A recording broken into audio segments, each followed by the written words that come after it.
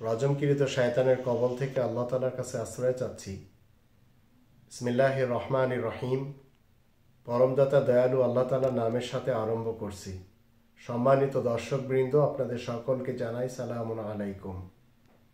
Sex এবং শিক্ষাঙ্গনের শিক্ষার্থীদের পরিচয়, এই প্রশ্নের উত্তরে এই কোরআন যখন আমরা দেখব, এই কোরআনের ভিতরে 25 নম্বর সূরা আল ফুরকান সত্য এবং মিথ্যার মাঝে পার্থক্য করে। এই ফুরকানের 63 থেকে 68 আয়াতগুলি যখন আমরা দেখে নেব, তখন আমরা বুঝব আল্লাহ রাব্বুল আলামিনের বিশেষ বান্দাদের যে পরিচয় তিনি দিয়েছেন, তাদের যে সিফাত দিয়েছেন, তার ভিতরে বিশেষ একটি হলো ওয়ালা ইয়াজনুন। আল্লাহ রাব্বুল আলামিনের বিশেষ বান্দারা জিনা করে না। তাই কথা এবং কাজে সততাই চরিত্রের মেরুদণ্ড, এরা আমাদের সকলকে জেনে রাখতে হবে। বিশেষ করে শিক্ষাঙ্গনে শিক্ষার্থীদেরকে জেনে রাখতে হবে।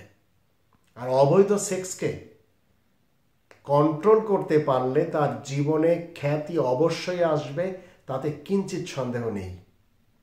যে সকল শিক্ষার্থীরা নিজেদের সেক্স শক্তিকে কন্ট্রোল করতে পেরেছে এবং সুশিক্ষিত হতে পেরেছে এই কোরআনের দৃষ্টিতে, তারাই হলো জাতির জন্য মেরুদণ্ড। তাদেরকে নিয়ে সমাজ এবং একটি দেশ গর্ব করে। আমি দেশের শিক্ষাঙ্গনে যত শিক্ষার্থীরা রয়েছেন তাদের সকলকে বলতে চাই, ধন সম্পদ নষ্ট হলে কোনো কিছু ক্ষতি হয় না, স্বাস্থ্য নষ্ট হলেও কোনো কিছু যায় আসে না, ক্ষতি হয় না, কিন্তু চরিত্র নষ্ট হলে সবই নষ্ট হয়ে যায়। এই কথাটি আপনাদের সব সময় মনে রাখতে হবে। আর আপনাদের কাছে আমি আমার চ্যানেলের পক্ষ থেকে আবেদন করতে চাই, যত ধরনের প্রশ্ন আপনাদের রয়েছে এই বিষয়ের উপরে আপনারা আমাকে ইমেল করতে পারেন এবং এই প্রশ্ন আপনারা পাঠাতে পারেন। ইনশাআল্লাহ আস্তে আস্তে এই কোরআনের দৃষ্টিতে উত্তর দেওয়া হবে।